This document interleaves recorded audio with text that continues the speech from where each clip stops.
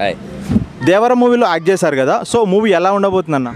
Movie చరిత్రలో నిలిచిపోతుంది, చరిత్రలో నిలిచిపోతుంది, చూడక్కర్లేదు ఇంకా అసలు. అంటే ఆ సినిమాకి తగ్గ ఆ క్యాపబిలిటీ ఉన్న టైగర్ మన జూనియర్ ఎన్టీఆర్ గారు. అసలు అందంగా, చాలా అందంగా ఉన్నారు చూసారా మీరు, ఆ హెయిర్, ఆ డ్రెస్ అవన్నీ కూడా.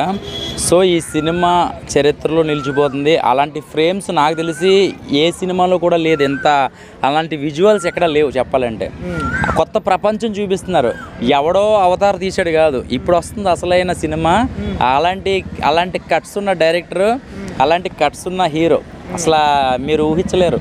ఇంకా మగధీర లేకపోతే వేరే వేరే ఫైట్లన్నీ ఇప్పుడు మనకి ఎలా గుర్తున్నాయో అవన్నీ కూడా ఒక్కసారి మళ్ళీ ప్రతి ఫైట్కి కూడా గూస్ బంప్స్ వస్తాయి అన్నమాట. అంటే రక్తపు సముద్రం అన్నమాట చెప్పాలంటే, ఒక రక్తపు సముద్రాన్ని చూస్తారు.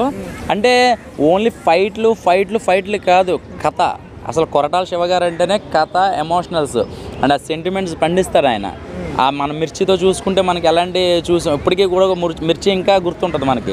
సో ఎన్టీఆర్ గారు యాక్టింగ్ అయితే మాత్రం నరాలు కట్ అయిపోతాయి చెప్పాలంటే. అంత విజువల్స్ అయితే మాత్రం అంత బ్రహ్మాండంగా ఉన్నాయి చెప్పాలంటే. ఒక ఫైట్ సీన్ గురించి చెప్పాలంటే ఎలా ఉండబోతుంది బ్రో? ఫైట్ సీన్ గురించి చెప్పండి.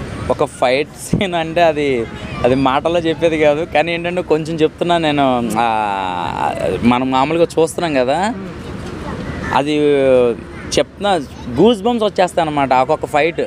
అంటే నరుకుడు ఎలా ఉంటుందంటే, ఏసి ఏటగొడలతో నరుకుతుంటే అది సినిమా థియేటర్లో నాకు తెలిసి ఆ ఫైట్ కోసం వెళ్తారేమో చాలామంది, ఆ ఫైట్స్ కోసం వెళ్తారనమాట.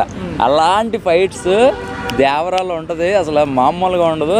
సో ఒకటే చెప్తున్నా, ఇది ఉత్సాహపరచడానికి కాదు చెప్పేది, ఆ హీరో అలాంటోడు.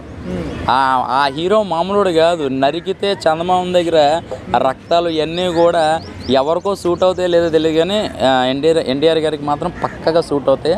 సో ఒకటే చెప్తున్నా, ఇది ఇండస్ట్రీకి హిట్ ఆఫ్ అని పక్కన పెడితే అలాంటి కెమెరా వర్క్, అలాంటి విజువల్స్ ఏ సినిమాలో చూసుండరు అసలు.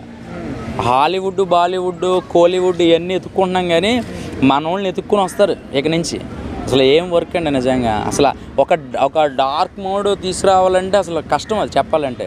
సముద్రంలో ఆ పడవ సీన్లు ఇవన్నీ కూడా సో చాలా బ్రహ్మాండంగా ఉన్నాయి చెప్పాలంటే. సో నేను కూడా ఎప్పుడెప్పుడు చూడాలని వెయిట్ చేస్తున్నాను అనమాట. థ్యాంక్స్ అన్న.